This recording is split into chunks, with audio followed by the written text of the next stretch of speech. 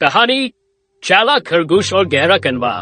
एक सरसब्ज शादाब जंगल में एक खरगोश रहता था जिसका नाम चंचल था।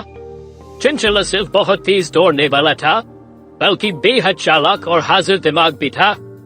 जंगल के सब जानवर उसकी ज़हानत की तारीफ करते थे। चंचल रोजाना जंगल में फिरता, ताजा सब्ज घास खाता और दूसरे जानवरों के साथ खेलता।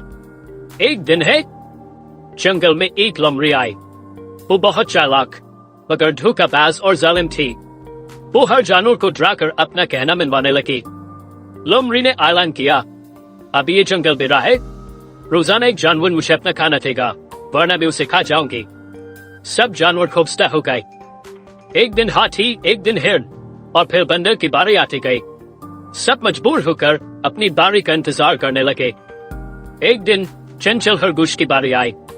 सब जानवर डर गए कि अब चंचल का क्या होगा, मगर चंचल ने हार मानने के बजाय एक चालाक मंसूबा बनाया। अगले दिन वो लोमड़ी के पास देर से पहुंचा। लोमड़ी गुस्से में बोली, तुम देर क्यों आए हो? चंचल ने जवाब दिया, रास्ते में एक और लोमड़ी मिली जो दावी कर रही थी कि वो तुमसे भी ज्यादा ताकतवर है। उसने कहा कि अब जंगल उसका होगा। लोमड़ी आग बबूला हो गई और बोली, मुझे ले चलो उसके पास। चंचल उसे एक गहरे कनवे के पास ले गया और कहा, वो अंदर है मगर बहुत खतरनाक है। लोमड़ी ने कनवे में झांका तो उसे अपना अक्स पानी में नजर आया।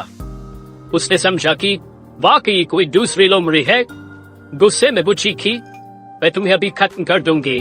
और जैसे ही वो कूद कर अंदर गई, सीधी पानी में जा गिरी और बाहर न निकल सकी।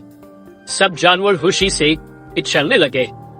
चंचल की हाजिर दिमागी ने सबकी जान बचा ली। उसे जंगल का हीरो करार दिया गया।